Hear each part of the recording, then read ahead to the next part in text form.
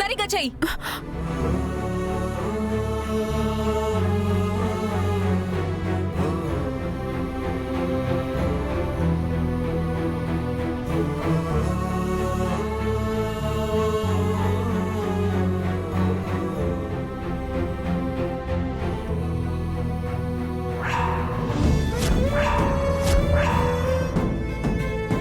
పూరి లే చెర్రీ, తారా, ఏం చేస్తున్నావు అర్థమవుతుందా నీకు? తనెవరో తెలుసా?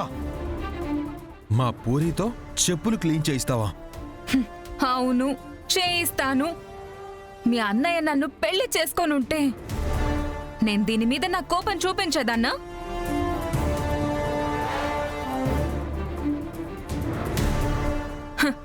దీన్ని కళ్ళల్లో పెట్టుకొని చూసుకునేదాన్ని. కానీ తను నన్ను మోసం చేసి పారిపోయాడు. ఇప్పుడు ఆ బాధ, అవమానం, ఆ కోపం అన్నీ దీని మీదే తీర్చుకుంటున్నాను. మా చెల్లి మీద ఎందుకు అరుస్తున్నావు చెర్రీ? నువ్వు మాట్లాడకు బాస్. నీ చెల్లి నీ భార్యని ఇలా అవమానపరుస్తుంటే నువ్వు చూస్తూ నిలబడిపోయావు.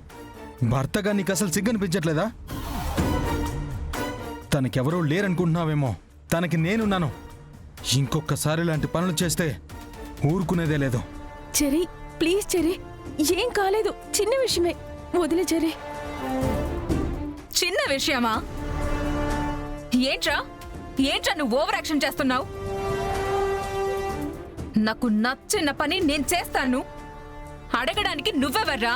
ఇంకొక మాట మాట్లాడితే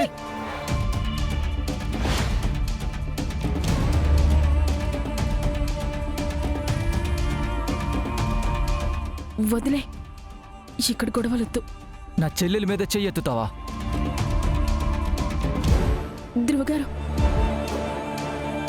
చెర్రీ తరపున నేను క్షమాపణ చెప్తున్నాను. చెర్రీ ప్లీజ్ ఇక్కడ నుంచి వెళ్ళిపో. నా మీదే చెయ్యెత్తుతావా? నేనెవరో నీకు చూపిస్తాన్రా. నిన్ను కంట్రోల్ యువర్ సెల్ఫ్. చెర్రీ నువ్వురా, పద చెర్రీ.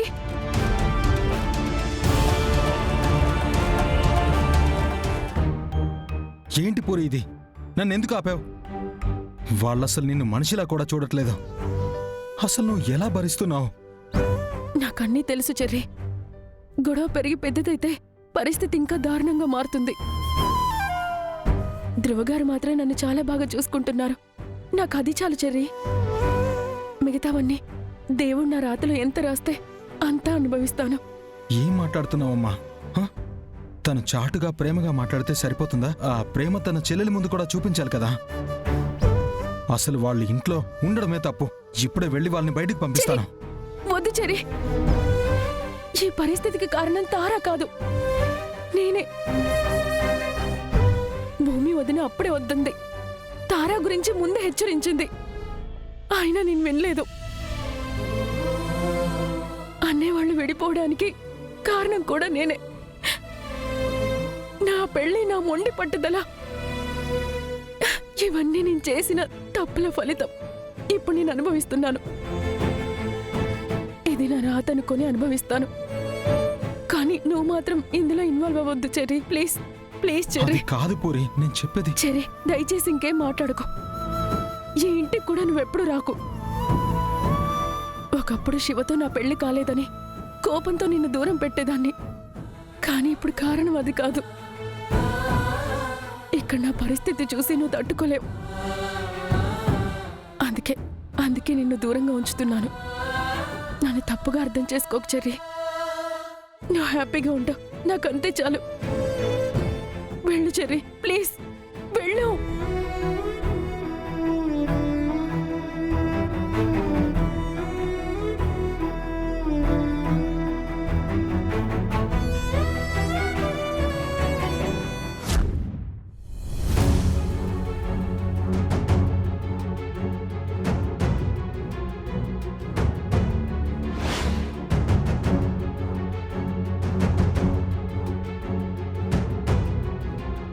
చూసారా మా అత్తయ్య ఎంత ఎమోషనల్ పర్సనో? మిమ్మల్ని చూసిన తర్వాత మీరు తిరిగి వచ్చారని ఎంత సంతోషపడ్డారో ఇప్పుడు మీరు గగన్ కాదని, గగన్ ఇక లేడని తెలిసాక ఆవిడ ఆ షాక్ తట్టుకోలేకపోయారు.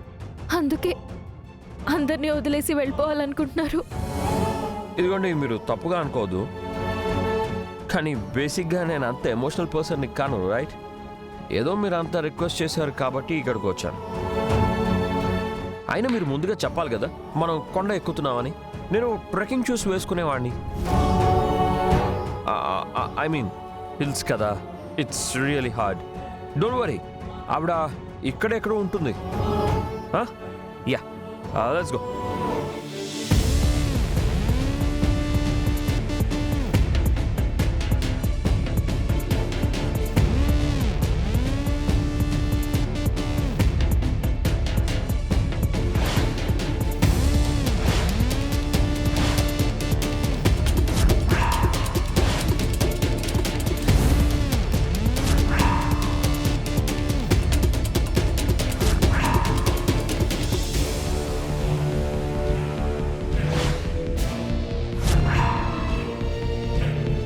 అత్తయ్య,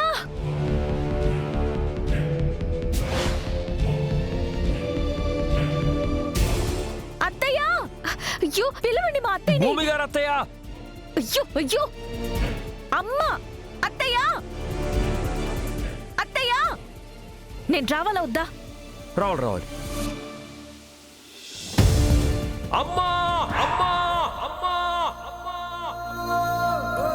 గగన్